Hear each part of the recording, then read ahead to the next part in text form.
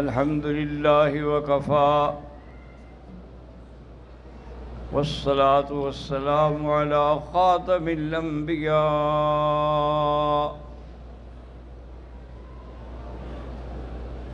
سيدنا وحبيبنا محمد المصطفى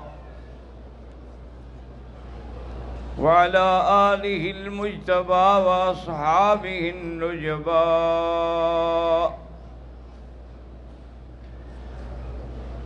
اللهم صل على سيدنا محمد النبي الأمي الهاشمي وعلى آله وأصحابه نجوم الهدى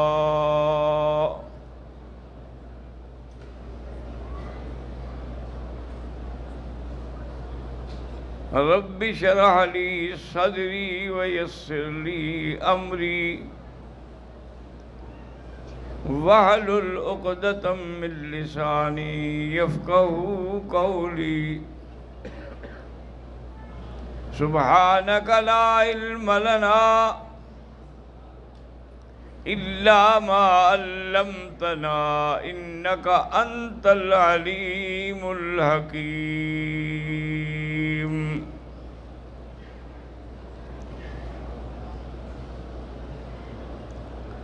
لقد جاءكم رسول من أنفسكم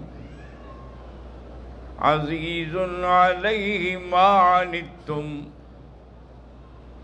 حريص عليكم بالمؤمنين رؤوف رحيم قال النبي صلى الله عليه وسلم لا يؤمن أحدكم حتى أكون أحب إليه من ولده ووالده والناس أجمعين أو كما قال النبي صلى الله عليه وسلم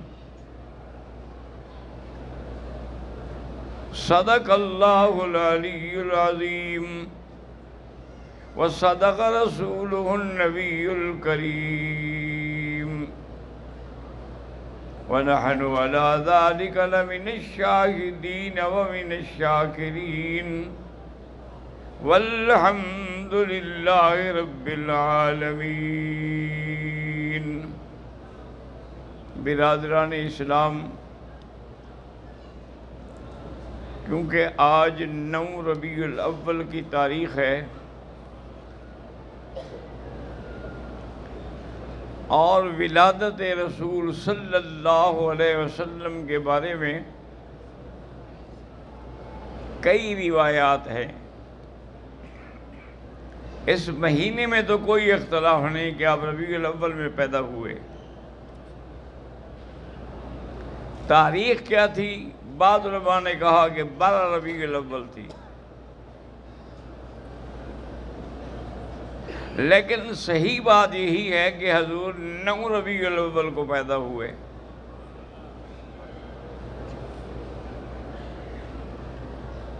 الحمدللہ آج کل لوگ بڑے ترقی یافتہ ہو گئے ہیں، کمپیوٹر کا زمانہ ہے، تو جو لوگ کمپیوٹر پہ کام کرنا جانتے ہیں ان سے کہیں کہ وہ دیکھیں کہ کیا 12 ربیع الاول جو ہے وہ سوموار کا دن بھی بنتا ہے.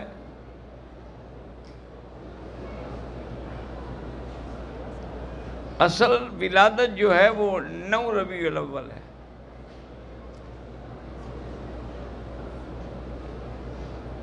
اور عجیب شان ہے کہ حضور صلی اللہ علیہ وسلم کے والد عبداللہ جو تھے وہ مدینہ منورہ تشریف لے گئے تھے کچھ تجارت کے امور میں. اللہ کی شان ہے کہ وہی فوت ہو گئے.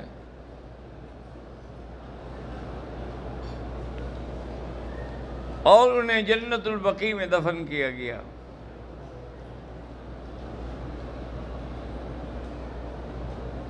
تو حضور صلی اللہ علیہ وسلم کی جب ولادت ہے تو ظاہری دنیا کے اسباب کے تابع باپ کا سایہ بھی نہیں ہے۔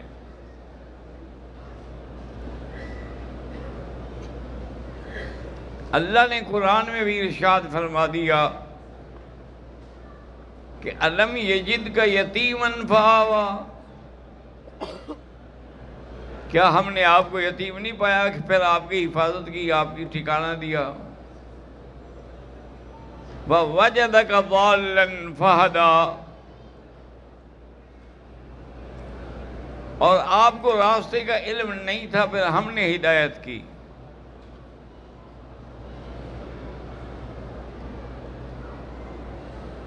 سرزمین حرم کا عرب کا رواج ہے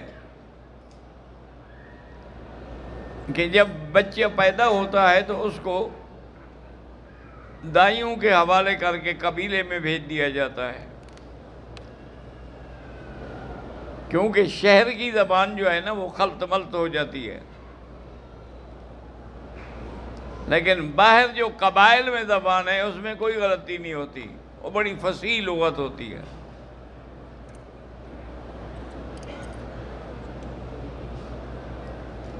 اب آپ والد فوت ہو چکے تھے، جب ولادت کی خبر ملی تو حضرت عبد المطلب نے اپنی کفالت میں لیا۔ عبد المطلب جب آئے، حضور کو اٹھایا تو ان کی والدہ سے کہا کہ خیال رکھنا ان ھذا لہ شان، یہ کوئی شان والا بچہ ہے،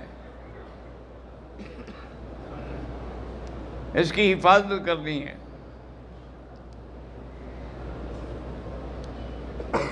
اب جو دایاں آتی تھی نا بچے لینے کے لیے مختلف قبیلوں سے آتی رہی، لیکن اس گھر میں کوئی نہیں آیا کہ یہ یتیم بچہ ہے ہمیں کیا ملے گا۔ وہ تو پیسے کے لیے آتی ہے نا، اور وہ تو یتیم ہے، اس کا باپ فوت ہو گیا ہے، والدہ کے پاس بھی کوئی ایسی جائیداد اور دولت نہیں ہے، تو ہمیں کیا ملے گا کیا، اسی لیے کوئی نہیں آیا۔ سب سے آخر میں آنے والی بی بی حلیمہ سعدیہ ہے، اس کی اونٹنی بڑی کمزور تھی اس لیے وہ لیٹ ہو گئی، اور جب وہ مکہ میں پہنچی تو اسے پتہ چلا کہ بس صرف ایک یتیم بچہ باقی ہے، باقی سب دایاں لے گئی۔ اور اس نے کہا چلو خالی جانے سے تو بہتر ہے نا۔ وہ آئے، حضرت عبد المطلب گھر کے دروازے پہ موجود تھے، انہوں نے پوچھا بی بی تمہارا نام کیا ہے؟ اس نے کہا میرا نام حلیمہ ہے۔ فرمایا الحمدللہ، نام تو بڑا اچھا ہے، حلم والی، حوصلے والی عورت۔ فرمایا قبیلہ کون سا ہے تمہارا؟ اس نے کہا بنو سعد۔ تو آپ خوش ہوئے، کہنے لگے کہ اسموں کے حلیمہ و قبیلتوں کے بنو سعد و ابنی محمد، میرا بیٹا بھی محمد ہے۔ تو حضرت عبد المطلب نے اس کے حوالے کیا، اسے ہدایات بھی دی کہ خیال رکھنا یہ بچہ مجھے کچھ نرالا شان والا لگتا ہے۔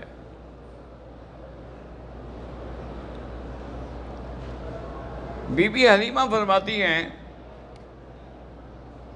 میں واپس آئی تو میں تو آپ کا چہرہ دیکھ کے اتنا خوش ہو گئی کہ مجھے یہ بھی بھول گیا کہ کوئی پیسے بھی ملیں گے یا نہیں ملیں گے۔ میں نے کہا اتنی بڑی دولت اللہ نے مجھے دے دی ہے، پیسے لے کے کیا کروں گی۔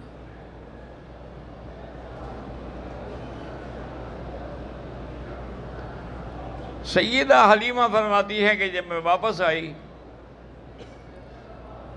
تو حلیمہ کا شوہر موجود تھا، اس نے پوچھا ہاں کوئی بچہ ملا؟ انہوں نے کہا بچہ نہیں ملا، بچوں کا سردار ملا ہے۔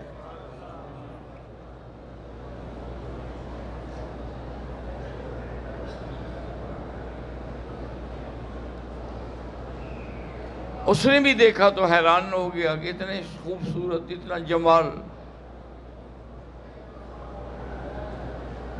بہرحال اونٹنی پہ بیٹھے، ایک ہی اونٹنی تھی ان کی،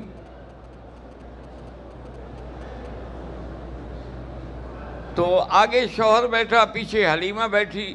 اب اونٹنی کو اٹھائیں وہ چلتی نہیں، اٹھتی نہیں.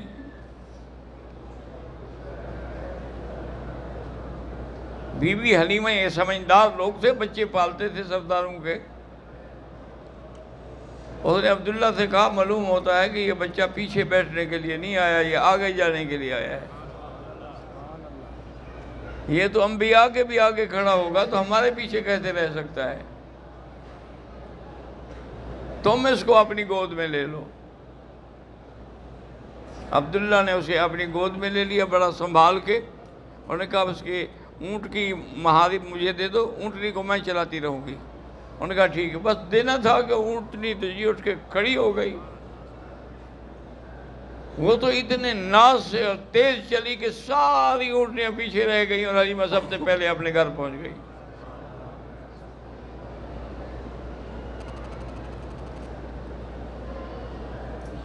اب حضور صلی اللہ علیہ وسلم کے جانے کے بعد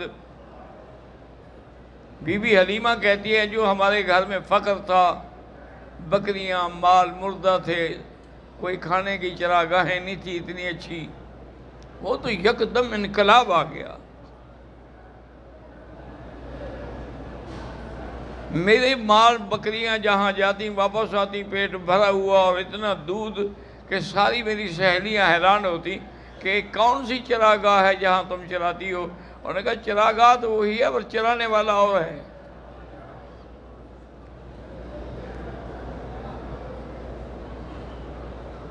بی بی حلیمہ سعدیہ رضی اللہ عنہا،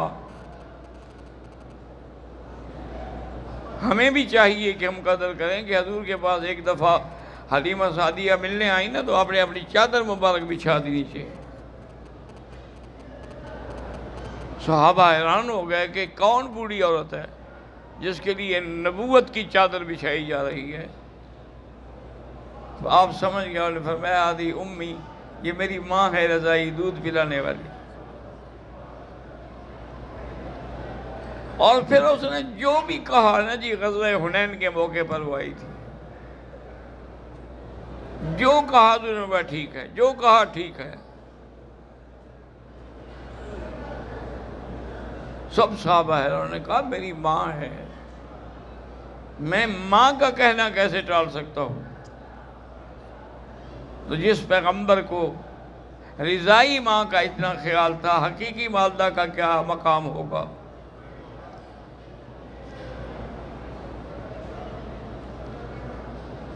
اللہ تبارک و تعالی نے کلام مقدس میں جو فرمایا ہے وَوَجَدَكَ ضَالًّا فَهَدَىٰ، اس آیت کی تفسیر میں بعض علماء نے یہ بھی لکھا ہے کہ حضور صلی اللہ علیہ وسلم اب چلنے لگ گئے، بڑے ہو گئے، 3-4 سال کے ہو گئے، تو حلیمہ کی بیٹی کے ساتھ جاتے تھے بکریاں لے کے. تھوڑی دیر گزری کہ آپ کی بیٹی شینہ جو ہے وہ روتی ہوئی بھاگتی ہوئی آ گئی، اماں اماں جلدی چلیں، میرے بھائی محمد کو کسی نے قتل کر دیا ہے. وہ تو بی بی دوڑی، اس کا خاوند دوڑا، قبیلے والے ساتھ والے دوڑے. آگے آئیں تو دیکھیں کہ حضور ایک درخت کی ٹہنی کو پکڑے ہوئے کھڑے ہیں اور چہرے پر پہلے سے بھی زیادہ نور ہے.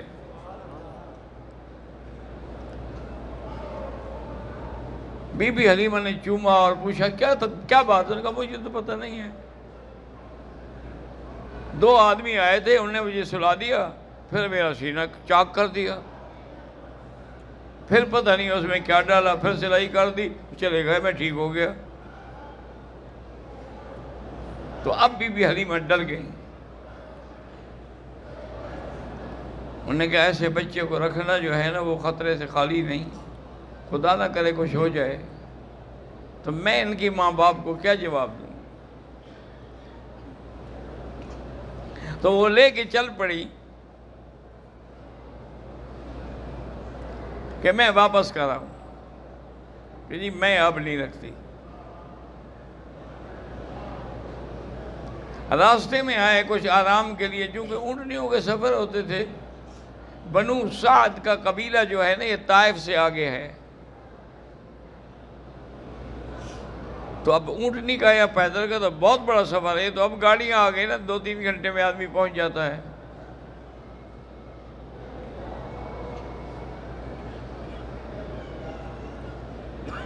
تو راستے میں جب آرام کرنے کے لیے کچھ دیر رکے،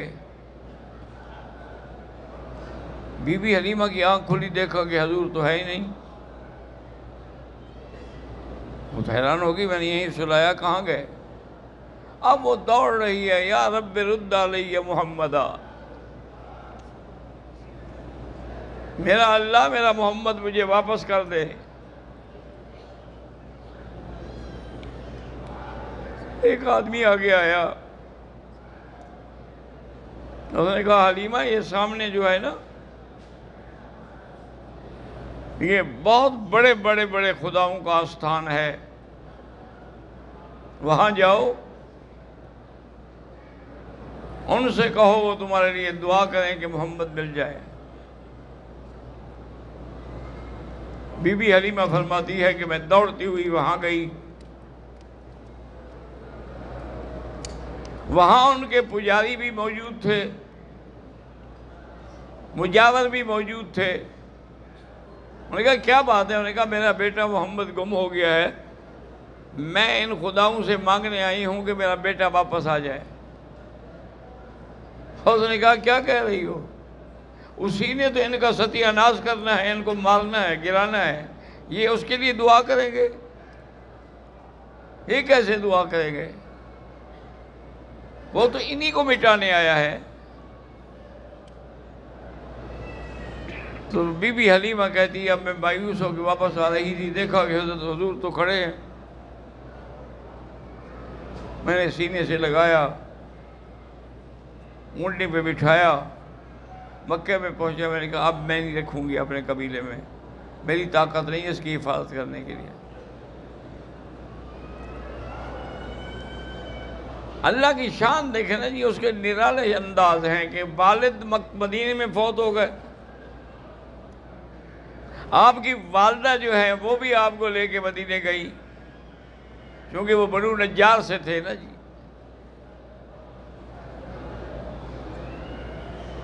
اور واپسی پہ وہ بھی راستے میں فوت ہو گئی۔ اب بھی مدینے اور مکے کے درمیان میں صحیح سڑک سے ہٹ کے کچھ دور وہاں وہ حضور صلی اللہ علیہ وسلم کی والدہ کی قبر ہے۔ حضور نے فرمایا میں نے اللہ سے دعا کی کہ یا اللہ مجھے اپنی والدہ کی قبر کی زیارت اور بخشش کی اجازت دیں۔ اللہ نے فرمایا ہاں قبر پہ تو جا سکتے ہو لیکن بخشش نہیں مانگ سکتے۔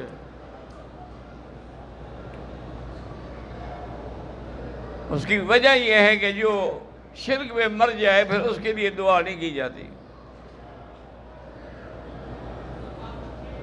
حضرت ابراہیم علیہ السلام دعا مانگتے رہے اپنے باپ کے لیے، لیکن جب باپ فوت ہو گئے تو اللہ نے منع کر دی، وَمَا كَانَ اسْتِغْفَارُ إِبْرَاهِيمَ لِأَبِيهِ إِلَّا عَن مَّوْعِدَةٍ وَعَدَهَا إِيَّاهُ فَلَمَّا تَبَيَّنَ لَهُ أَنَّهُ عَدُوٌّ لِلَّهِ تَبَرَّأَ مِنْهُ۔ حضرت ابراہیم دعا مانگتے رہے، اللہ میرے ابے کی مغفرت فرما۔ جب پتہ لگ گیا کہ ان کی موت آ گئی ہے، اللہ نے حکم دیا کہ اب تم مشرک کے لیے دعا نہیں مانگ سکتے ہو، تو حضرت ابراہیم نے دعا چھوڑ دی، کیونکہ جو مشرک پہ مر جائے اس کی نجات کا کوئی رستہ ہی نہیں ہے۔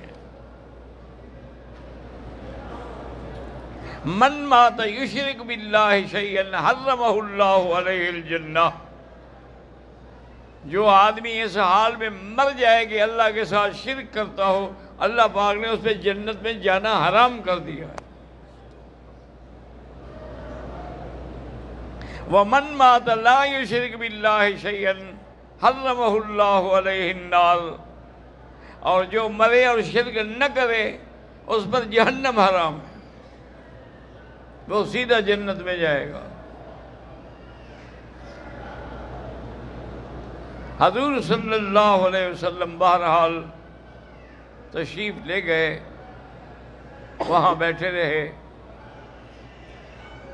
اور جو ساتھی تھے وہ بتاتے ہیں کہ حضور کے آنسو رک نہیں رہے تھے والدہ کے غم سے۔ پھر حضور وہاں سے واپس آ گئے۔ تو اب آگے جو ہے نا، جس کو پھر عام الحزن کہا جاتا ہے، غم کا سنا، کہ عبد المطلب بھی فوت ہو گئے، والد بھی فوت ہو گئے، والدہ بھی فوت ہو گئی۔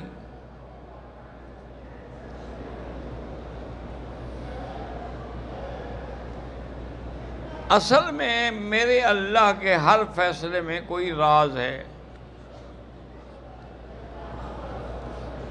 کیونکہ اللہ یہ چاہتے تھے کہ میرے نبی کی نظر صرف اپنے خدا پر ہو، نہ باپ پر ہو، نہ دادے پر ہو، نہ کسی پر ہو۔ کہتے ہیں نہیں اس کو باپ نے پالا ہے، باپ نے حفاظت کی، دادے نے بڑا خیال رکھا، نہیں، یہ میرا محمد مصطفیٰ وہ شان والا بندہ ہے جس کی میں خود حفاظت کروں گا۔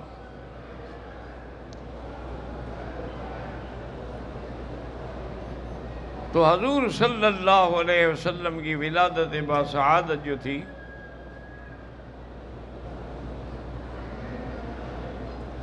اسی لیے کسی نے کہا تھا نا کہ حضور آئے، سر آفرین چھپا گئی دنیا،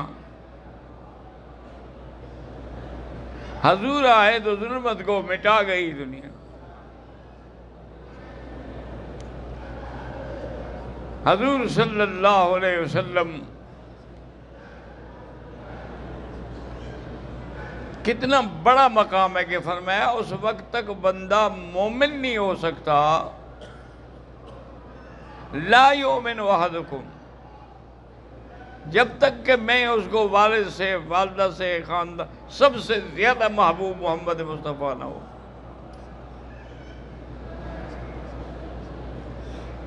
تو اس لیے علماء نے یہاں ایک نقطہ لکھا ہے، توجہ کرو گے انشاءاللہ تو حضور کی آج ولادت کا دن ہے، یاد رہے گا۔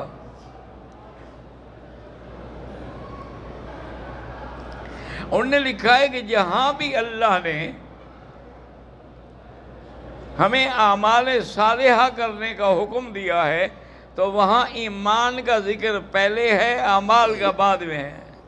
ان الذین آمنوا وعملوا الصالحات، جس سے اشارہ ہے کہ جب تک ایمان نہیں ہوگا اعمال کی کوئی حقیقت نہیں۔ اعمال تو مشرکین مکہ بھی بڑے کرتے تھے، طواف کرتے تھے۔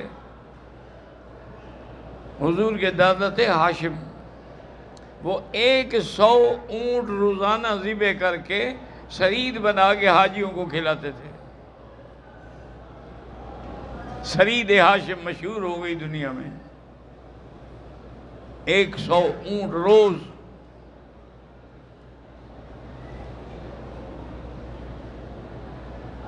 طواف بھی کرتے تھے اور احرام باندھ کے مینا مزدلفہ بھی جاتے تھے، لیکن چونکہ ایمان نہیں تھا لہذا کچھ بھی قبول نہیں۔ تو ہر چیز کی بنیاد کیا ہے؟ ایمان ہے۔ ایمان ہوگا تو عمل قبول ہوگا ورنہ نہیں ہوگا۔ اور ایمان کی جان کیا ہے؟ محبت محمد مصطفیٰ، کہ حضور کی محبت ہوگی تو ایمان ہوگا، ورنہ لا یؤمن، مومن نہیں ہوگا وہ۔ حتی یکون ہواہ تبعا لما جئت بہ۔ تو حضور کی محبت جو ہے وہ بھی گویا کہ ایمان کی بنیاد ہے۔ اگر ایمان نہ ہو عمل قبول نہیں، حضور کی محبت نہ ہو تو ایمان ہی قبول نہیں۔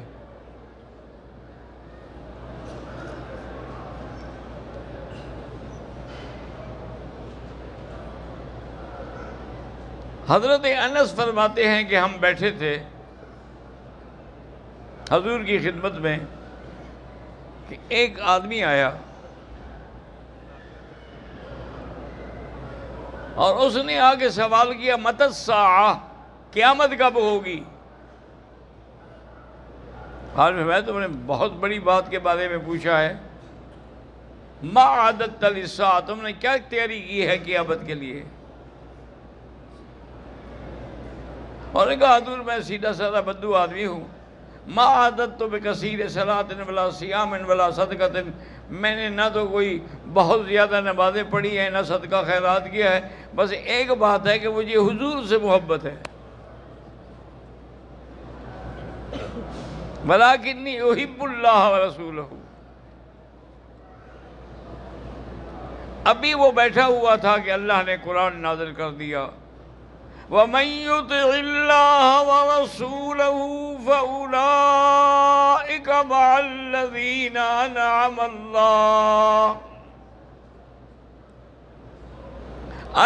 اللَّهُ عَلَيْهِم مِّنَ النَّبِيِّينَ وَالصِّدِّيقِينَ وَالشُّهَدَاءِ وَالصَّالِحِينَ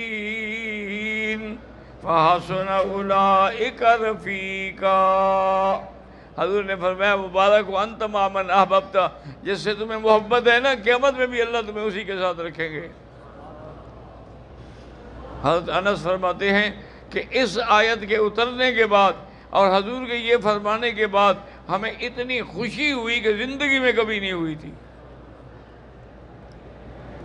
تو حضرت انس ہمیشہ وجد میں آ جاتے تھے جب یہ حدیث بیان کرتے تھے، اور اس کے بعد کہتے تھے انا احب النبی صلی اللہ علیہ وسلم و ابی بکر و عمر ولم اعمل بمثلہم وارجو من اللہ ان یکون معہم فی الجنہ، کہ میں اللہ کے نبی سے، ابو بکر عمر سے محبت کرتا ہوں، وہ میرے عمل اس جیسے نہیں ہیں، لیکن مجھے اس محبت کی وجہ سے امید ہے اللہ مجھے جنت میں اکٹھا رکھیں گے۔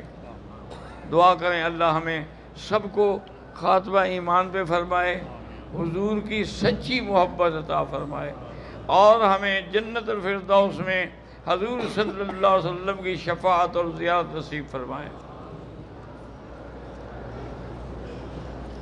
بھئی اگر کسی مرحوم کے لیے عمرہ کریں تو ایک کے لیے ایک دعا سب مرحومین کے لیے کریں، لیکن حج ہو یا عمرہ ہو یا طواف ہو، ایک کے لیے ایک ہوتا ہے۔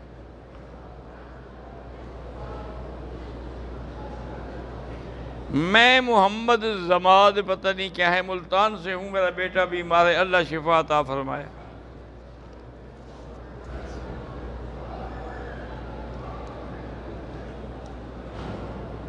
محمد ایاد ابن آسیہ، اس کے بچہ ہے بیمار، اللہ شفا عطا فرمائے۔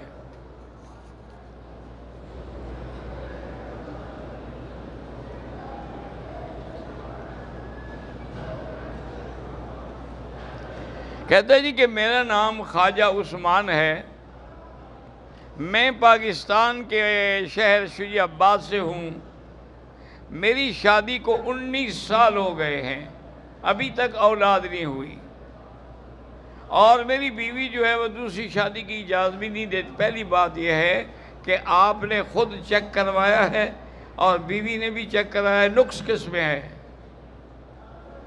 اگر آپ میں نقص ہے 10 شادیاں بھی کرو اولاد نہیں ہوگی، اگر آپ میں نقص نہیں ہے، بیوی میں نقص ہے، تو تم دوسری شادی کر لو، پوچھنے کی کیا ضرورت ہے؟ امام صاحب جہاں کھڑے ہوتے ہیں وہ ٹھیک ہے، ان کے آگے باقاعدہ حاجز ہیں، سترے ہیں، اس سے نمازیوں میں کوئی فرق نہیں آتا۔ محمد کاشف نے کہا ہے کہ میری بہنوں کے لیے دعا کریں، اللہ ان کو اولاد عطا فرمائے، اللہ ہر بے اولاد کو اولاد عطا فرمائے۔ میرا بیٹا طلحہ محمد جو ہے، دعا کریں اللہ اس کو حافظ عالم بنائے، آمین۔ جو نابالغ بچے ہیں ان کے لیے آپ دعا کریں طواف کر کے۔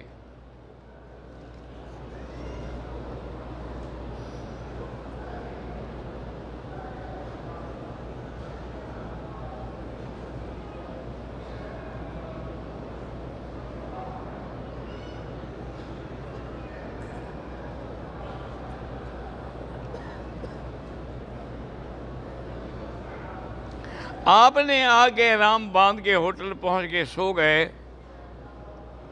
آپ نے اٹھنے کے بعد وضو کیا، عمرہ ادا کیا. ظہر کے وقت تک کوئی بات نہیں، ٹھیک ہے، ہو گیا عمرہ آپ کا. لیکن والدہ نے ایک تو پیسٹ کر لیا اور ابھی تک عمرہ بھی نہیں کیا. پیسٹ میں خوشبو تھی تو اب 5-10 ریال خیرات کر دیں اور عمرہ بھی کریں. کب تک نہیں کرے گی؟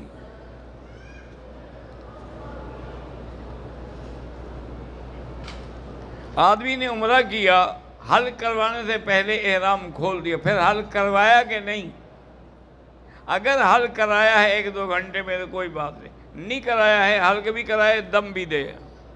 داڑھی رکھنا جو ہے واجب ہے.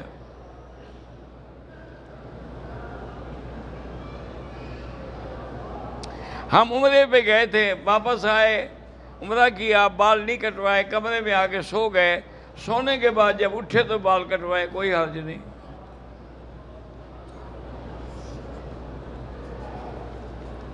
میں ایک فوجی آفیسر ہوں. دوران فوجی آپریشن میری دونوں آنکھیں ضائع ہو گئی ہیں. اللہ کے لیے میرے بھائی کوئی مشکل نہیں ہے کہ اللہ آپ کی آنکھوں کے نور کو واپس کر دیں.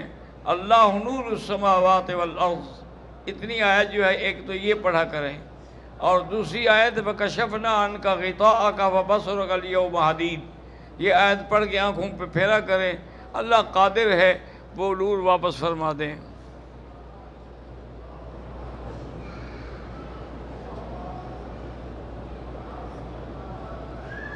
ہم پاکستان سے آئے ہیں، کم واپس جا رہے ہیں. اللہ آپ کا سفر جو ہے وہ بھی خیر سے کرے. گزارش یہ ہے کہ میرے بھائی، اللہ دینا چاہے تو آنکھوں کا نور دینا کیا مشکل ہے. میں آپ کو اپنے والد کا واقعہ سناتا ہوں. میرے والد صاحب رحمۃ اللہ علیہ 2 مہینے تو رہتے تھے مدینہ منورہ، رجب، شعبان، اور 1 رمضان کو پھر وہاں سے عمرے کا احرام باندھ کے آتے تھے مکہ. باقی 10 مہینے جو ہے وہ مکے میں رہتے تھے اور یہی پڑھاتے تھے. مدینہ منورہ میں آپ درس نہیں دیتے تھے. کئی دفعہ ان کو علماء نے کہا کہ حضرت یہاں آتے ہیں آپ 2 مہینے، بڑا ٹائم ہے، لوگ فائدہ اٹھائیں. پر میں ابھی یہ ایسا مقام ہے کہ یہاں درس دیتے ہوئے مجھے ڈر لگتا ہے کہ حضور کی آواز سے بھی آواز اونچی نہ ہو جائے تو کہیں میری آواز اونچی ہو جائے. میں یہاں درس لینے تو آتا ہوں، دینے نہیں آتا. اور ہمیشہ ریاض الجنہ میں استوانہ سیدہ عائشہ صدیقہ رضی اللہ تعالی عنہا کے ساتھ بیٹھتے تھے.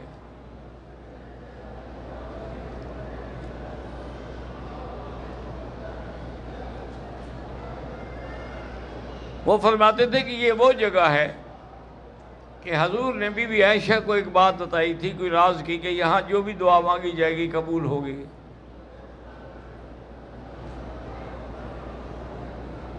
اس لیے آپ وہاں بیٹھتے تھے. اور دوسری وجہ وہ یہ بیان کرتے تھے کہ بھئی سیدہ عائشہ امہات المومنین ہیں، ہماری ماں ہیں، تو ماں نے اگر سفارش کر دی تو بچے بچ جائیں گے. فرماتے ہیں کہ ایک دن میں بیٹھا ہوا تھا کہ میری نظر جو تھی وہ یکدم گھٹنے، تکلیف تھی ان کو پہلے سے لیکن نظر بحال تھی. آج یہ ہوا کہ نظر ختم ہو گئی. انا للہ و انا الیہ راجعون. اللہم اجرنی فی مصیبتی واخلف لی کل غائبۃ لی منک بخیر. میرے ساتھ ایک آدمی دوست ہوتے تھے، وہ بیٹھے ہوئے تھے، ہم نے نماز وہیں پڑھی. اس کو میں نے کہا کہ بیٹا میری نظر ختم ہو گئی ہے، آپ مجھے خود پکڑ کے لے جاؤ اور آگے سے گزریں گے صلاۃ والسلام پڑھتے ہوئے. پھر مجھے باب النساء جو ہے وہاں ایک حارث ہیں، غلام حیدر ان کا نام ہے، وہ ہمارے علاقے کے ہیں، مجھے اسی کے پاس پہنچا دو. انہوں نے کہا جی ٹھیک ہے. والد صاحب فرماتے ہیں کہ میں نے جب صلاۃ والسلام پڑھ لی ہے، دعا میں میری چیخ نکل گئی اور میں نے کہا یا اللہ، میں نے تیرے نبی کی 80 سال حدیث پڑھائی ہے، اب آخری عمر میں اندھا بھی ہو گیا. لوگ یہی کہیں گے وہابی تھا نا، اندھا ہو گیا۔ بہرحال میں روتا ہوا باہر آیا، غلام حیدر سے میں نے کہا ابھی یہیں کھیس بچھا کے سیرانہ رکھ دو، اب میں اپنے مکان پہ نہیں جا سکتا، میری نظر نہیں ہے، واپسی پہ کیسے پہنچوں گا؟ تو مجھے تہجد میں اٹھا کے وضو کرا دینا، حرم اندر چھوڑ دو۔ نے کہا ٹھیک ہے جی، آپ بالکل آرام کریں۔ ورثہ فرماتے ہیں کہ میں سرانہ رکھ کے سو گیا تو یکدم میرے سر میں کسی نے بوٹ کی ٹو کے ساتھ پاؤں مارا، اتنا شدید مجھے درد ہوا۔ میں نے کہا بیچارہ کہ بھول کے نظر نہیں آیا کہ میں لیٹا ہوا ہوں۔ اتنا درد ہوا کہ میری نیند ختم ہو گئی، میں اٹھ کے بیٹھا، میری آنکھیں بحال تھی۔ میں نے کہتے ہیں آپ کا جیب سے خط نکالا، تمہارا خط جیب میں پڑا تھا، وہ میں نے بالکل آرام سے پڑھا، سب نظر بحال ہو گئی۔ وہ جو مارا گیا تھا نا، وہ دماغ میں چوٹ جو تھی وہی علاج تھا، آپریشن ہو گیا۔ تو اللہ تعالیٰ اگر چاہے میرے بھائی، آپ نے فوجی آپریشن میں آنکھیں دی ہیں، اللہ دوبارہ روشن کر دیں۔ وما ذلک علی اللہ بعزیز۔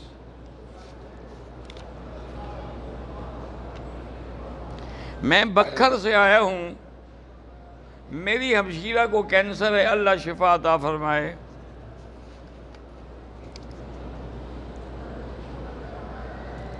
یہ ہمارے ملک میں جو رواج ہے کہ جب آدمی مر جاتا ہے تو ہر جمعرات اس کی جمعرات کرتے ہیں، کھانے پکاتے ہیں، خیرات، بالکل بدعت ہے، کھانا ناجائز ہے۔ 40واں کرتے ہیں، بالکل ناجائز ہے۔ آپ کو اتنی بڑی محبت ہے نا، سارا مہینہ خیرات کرتے رہو۔ یہ کیا ہے کہ جمعراتوں کے دن بس لوگوں کو دکھانے کے لیے ہم بڑا باپ کی خدمت کر رہے ہیں۔